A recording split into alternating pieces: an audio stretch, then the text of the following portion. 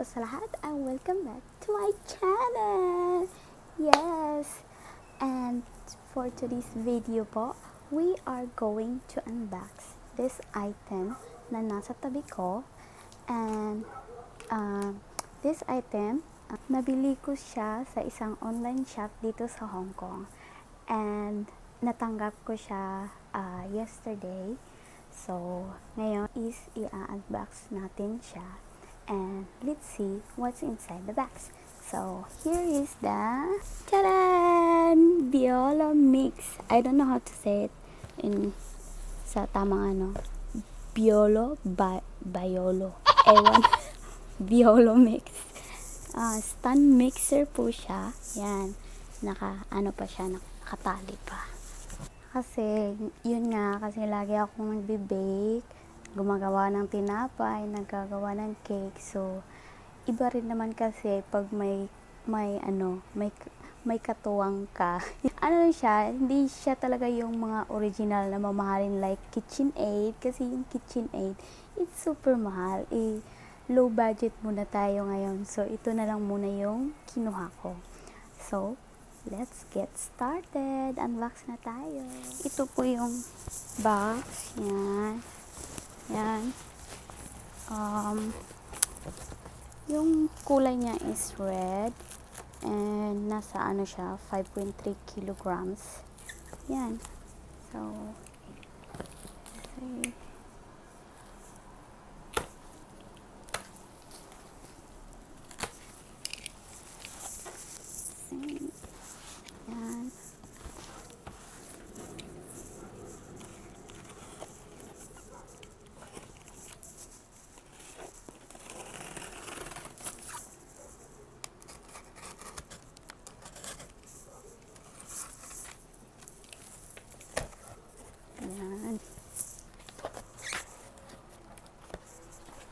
What's inside the box? Yes. Meron siya dito. Yan. Biolomix Standmixer. Ito yung niya. Manual. Instruction manual. And, yes.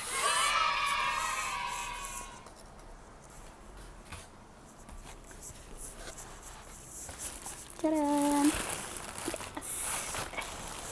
Oops. Bigat. Oh. Yeah. Oh. Yes. So guys, ito yung mixer head. At saka dito, ito yung speed selector. Yan. Meron siyang 1, 2, 3, 4, 5, 6. And, yan, mayroon siya ditong release button for release of mixer head.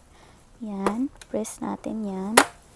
And this one is yung bowl cup niya. Bowl cup. Oh. And, lang kasi ito siya, 4 liters lang. So, maliit. And, meron siya itong pang-whisk. And, ito yung spatula for pastry, like mashed potatoes or cake stuffing. Yan. And, this one, yung para sa dough, yung hook para sa dough, yung gagawa ka ng bread, ganyan. Yan. Ito yung niya. Ito yung bowl. And, yung wire niya is yung ganito. Tatlo Ewan, anong tawag dito. Tatlo yung saksakan. Ganito kasi dito, tatlo yung ganyan.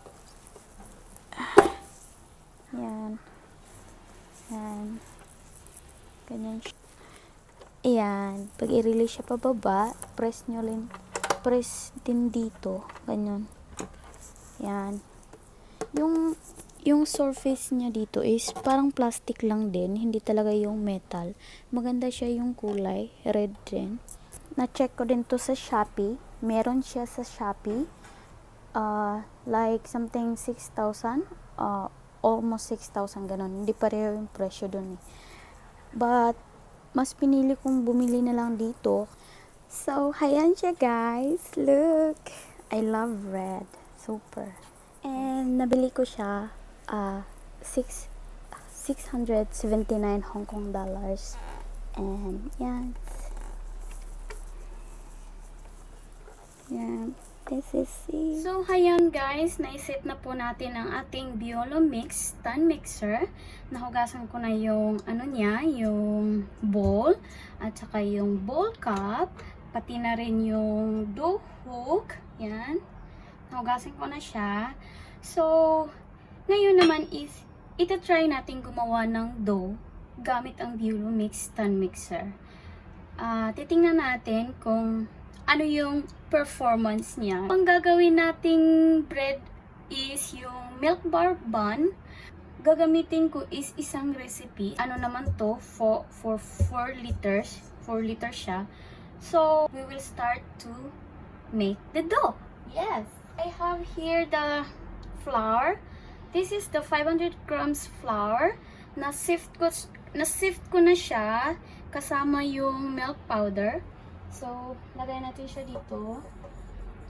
Kailangan talaga, i-sift yung, flour para iwas sa lumps, ganun. Ayan.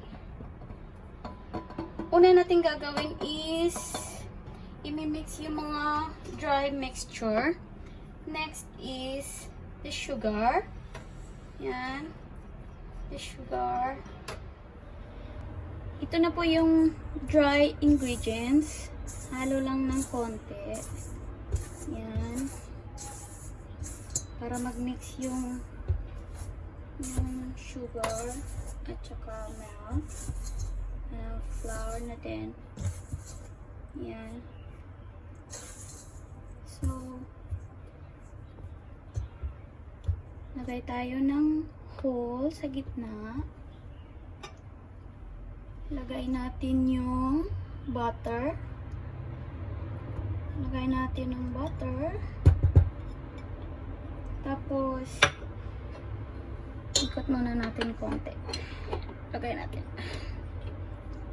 Yes. So, ang sabi sa manual is up to speed 3 yung anuin mo, gagamitin kapag gagawa ng dough.